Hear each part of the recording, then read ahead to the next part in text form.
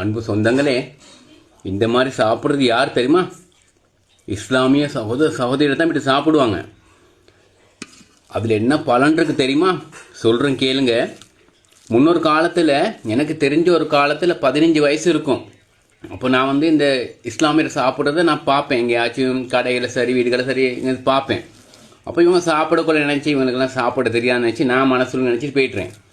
அது போகிற இப்போ கிட்டத்தில் தான் இப்படி அன்பு சகோதரோட பேசி பழகும்போது, இஸ்லாமியரோட பழகும்போது அப்போ தான் கேட்டேன், ஏன்டா இப்படி கையெல்லாம் உறிஞ்சி சாப்பிட்றீங்கன்னு கேட்டேன்.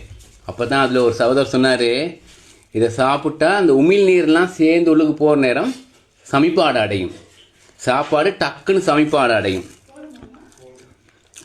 அதனால தான் நான் தெரிஞ்சுக்கொன்னேன். அதனால தான் கையை சூப்புறீங்களோ அப்படியே உரியுறீங்களோன்னு நினச்சேன்.